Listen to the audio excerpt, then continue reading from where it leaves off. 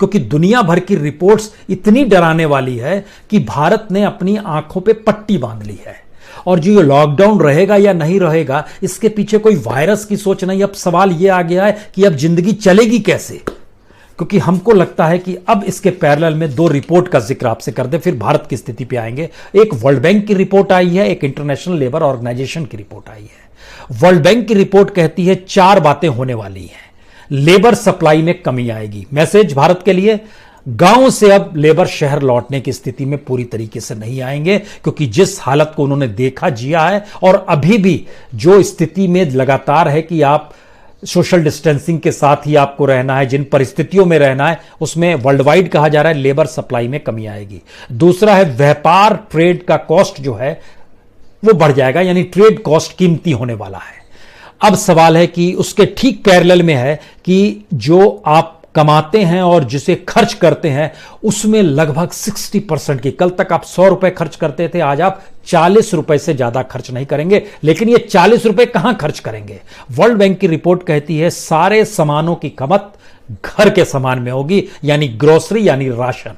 इसके अलावे सारी चीजें ठप हो जाएंगी और सबसे बुरा असर तो टूरिज्म पर पड़ने वाला है। लोगों की आवाजाही ठप हो जाएगी। दुनिया भर में कितनी बड़ी तादाद में बेरोजगारी होगी, कितनी बड़ी तादाद में जीडीपी नीचे जाएगी, इसका जिक्र हम लोग बार बार करते रहे, लेकिन इसको एक लिहाज से इंटरनेशनल लेबर ऑर्गेनाइजेशन ने उसकी एक जमीन तैयार की। उसका कहना है कि पूरी दुनिया के भीतर में लगभग 330 करोड़ लोग मजदूर के तौर पर काम करते हैं। 330 करोड़ रुपए, 330 करोड़ लोग। उस 330 करोड़ में से लगभग 200 करोड़ जो हैं वह पूरी तरीके से असंगठित क्षेत्र है, अनऑर्गेनाइज सेक्टर है, जिसमें कोई आपको सामाजिक तौर पर सरकारें जिम्मेदारी नहीं लेती है। उसमें से 160 करोड़ की नौकरी जा चुकी है। भारत की तादाद असंगठित क्षेत्र में लगभग 92% है और भारत में असंगठित क्षेत्र की नौकरियां चली गई, तबाह हो गई है। वो सामान्य स्थिति में भी क्यों तबाह थी वायरस के आने से ठीक पहले, यह भी हम आपको बताएंगे। यानी यह नहीं है कि वायरस ने तबाह किया है, हमारे यहां सरकार चलाने की परिस्थितियां में इकोनॉमी कैसे ध्वस्त होती चली गई, इसका भी एनालिसिस सरकार के ही डाटा में छुपा हुआ है। और आईएलओ की रिपोर्ट बहुत साफ कहती है कि 130 करोड़ कामगारों के सामने तो सीधा असर रोजी रोटी का पड़ने वाला है। रोजी रोटी से मतलब है भूखमरी की स्थिति आती है, जिसका जिक्र आईएमएफ भी कर रहा है, इंटरनेशनल मॉनेटरी फंड भी कर रहा है। आईएलओ को कहना है कि मैन्युफैक्चरिंग सेक्टर होगा, एकोमोडेशन एंड फूड सर्विस होगा, होलसेल और रिटेल ट्रेड होगा, रियल एस्टेट होगा, पूरी तरीके से तबाह होगा। और इन स्थितियों के बीच में मानकर चलिए कि अगले 6 महीने कम से कम 10.5% काम के घंटों में गिरावट आ जाएगी, काम नहीं होगा लोगों के पास। इसका मतलब यह है कि कुल मिला के 30 करोड़ लोगों की फुल टाइम नौकरी चली गई। यह काम के घंटे और इसको अगर आप जोड़ देते हैं उसमें, इसीलिए लगभग 43 करोड़ लोग जो इंटरप्राइजेस से जुड़े हुए हैं, जो कारोबार से जुड़े हुए हैं, जो स्वरोजगार से जुड़े हुए हैं, जो स्टार्टअप किए थे दुनिया भर में, देश भारत को मिला के, उन पे जबरदस्त खतरा है। यह दोनों रिपोर्ट बतलाती है। अब इसके पैरेलल में आइए कि भारत के भीतर की स्थिति क्या है और भारत के भीतर की स्थिति क्यों डावाडोल है। हमको लगता है यहां एक चीज जिक्र आपसे कर दें। अगर मान लीजिए मार्च से पहले की स्थिति आपको बता दें, भारत की आर्थिक स्थिति क्या थी, और उसके बाद इस मार्च और अप्रैल में क्या हुआ, एक अलग हिस्सा है। मार्च से पहले की स्थिति यह थी कि जो विदेशी पैसा भी लगता है वह भी अलग अलग सेक्टर से निकलने लगा था। आज तो स्थिति और नाजुक हो गई है, उसका जिक्र करेंगे।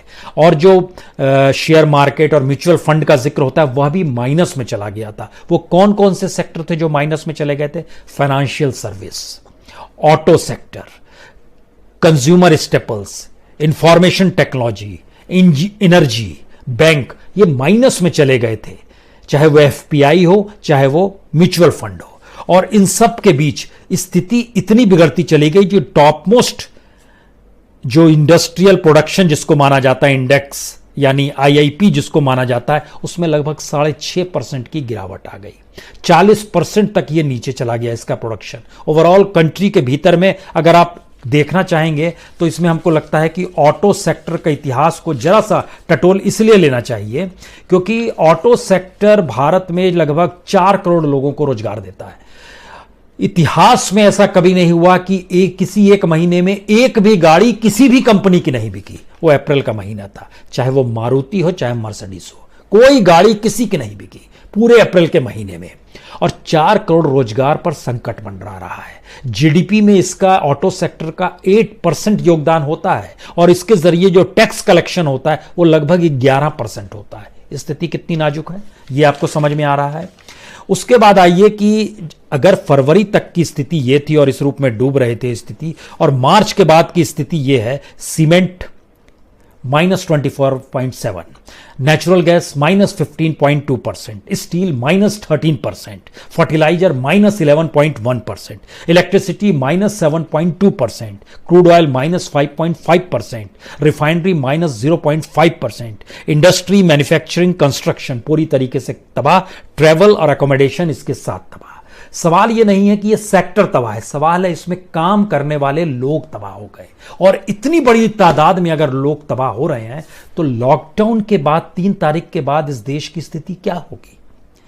3 तारीख को एक बेस बनाते हुए चलिए क्या करना होगा और किस रूप में जीना। क्या सरकार के पास कोई स्थिति है, या सरकार सिर्फ यह सोच रही कि अच्छा लॉकडाउन था तो कोटा से बच्चों को मंगा लिए, आंध्र प्रदेश या तेलंगाना से रेलगाड़ी चला दिए और यह सब कुछ लॉकडाउन की स्थिति में हो रहा है, आवाजाही हो रही है, तो यानी एक नियम बनाया, वह नियम भी हम खुद ही तोड़ेंगे क्योंकि प्रेशर इतना ज्यादा आ गया है हमारे ऊपर।